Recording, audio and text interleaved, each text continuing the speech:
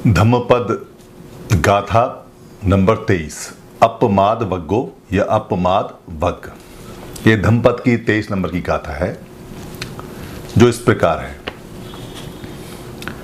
ते झाइनो सा ततिका निच्चंग दड़हप परक्कमा फुस्संती धीरा निब्बानंग युगक्षेमंग अनुत्तरंग।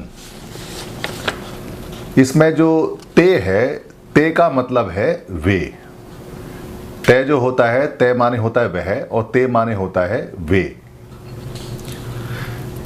झाइनो सा ततिका, झाइनो जो बना हुआ है ये शब्द है झान से।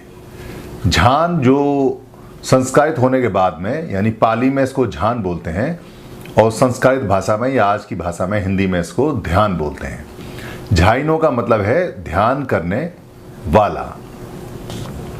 सा ततिका, सा ततिका जो शब्द है या सद है ये सतत से बना हुआ है। सतत आज की भाषा में बोलते हैं। सतत माने निरंतर, लगातार, कंटिन्यूअस, यानी कि जो लगातार काम करता है, सतत, बिना रुके।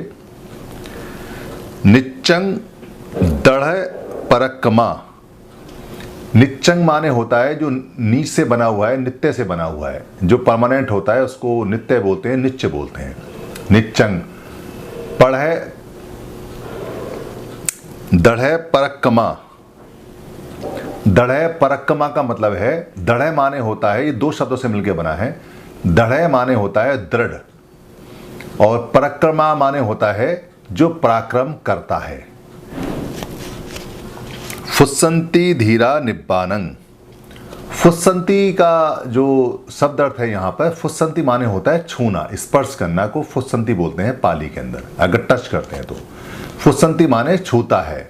निब्बानंग माने निर्वाण को, जो परम ज्ञान है, परम धम की जो सबसे हायर स्टेज है उसको निब्बानंग बोलते हैं। निर्वाण इसको संस्कृत भाषा में बोलते हैं। और धीरा जो शब्द है, धीरा का मतलब है यहाँ पर बुद्धिमान। जैसे मेरा नाम है सुधीर, तो ये दो शब्दों से मिलकर बना है। इसका जो कीवर्ड है वो है धी। धी माने होता है बुद्धिमान। इनको धीमंतु भी बोलते हैं। आपने देखा होगा महाराष्ट्र के अंदर बहुत सारे लोग धीमंत लिखते हैं या धीमान लिखते हैं या धीमंतु है। ये धीमंतु से बना हुआ है। धी माने बुद्धि और मंतु माने वाला, यानी बुद्धि वाला। और मेरा नाम जो सुधीर है इसका मतलब है सु माने अच्छा और धी माने बुद्धि, यानी कि अच्छी बुद्धि वाला। तो यहाँ धीरा का मतलब है बुद्धिमान और निब्बानंग का मतलब है जो परम ज्ञान को प्राप्त करता है या परम ज्ञान का नाम है। योगक्षेमंग अनुत्तरंग, योगक्षेमंग अनुत्तरंग। योगक्षेमंग मैंने आपको पिछली जो वीडियो थी जो मथुरा के नाम से बनाई थी, जिसमें विज्जवासन के नाम से थी, यानी ब्रिजवासन, ब्रिजवासी के नाम से, और एक गोरखा के नाम से, उसे अगर आप ध्यान से देखेंगे तो मैंने गोरखा वाली में बताया है कि योगक्षेम जो शब्द है पाली का शब्द है योग प्लस खेम। खेम माने होता है शांति करना या शांत होना या बुझना या उसको ठंडा होना, और योग माने होता है संबंध या आसक्ति या अटैचमेंट, यानी जब कोई चीज़ अटैच होती है, जुड़ती है। आज की भाषा में उसको योग वैसे बोलते हैं, जैसे 2 जमा 2 कहा या 2 योग 2 कहा तो दोनों जुड़ गए आपस में, उनकी आसक्ति हो गई तो वो 4 हो गया। ये मैथमेटिक्स में हम इसको बोलते हैं। और अगर इसको हम उस भाषा में कहें जो धम की भाषा में, तो इसका मतलब है आसक्ति होना, किसी से जुड़ना या किसी से अटैच होना। और योगक्षेम का मतलब है कि अटैच से मुक्ति, अटैचमेंट से आसक्ति या आसक्ति से जो शांति होती है उसको बोलते हैं योगक्षेम। अनुत्तरंग का मतलब है अनुत्तरंग का मतलब है अनुत्तर, यानी कि जिसका उत्तर ना हो, जो सबसे बढ़िया हो। कहते हैं इसका कोई जवाब नहीं है, इसका कोई उत्तर नहीं है, उसको अनुत्तर बोलते हैं। इसका बहुत सिंपल सा सीधा सा इस गाथा का अर्थ है।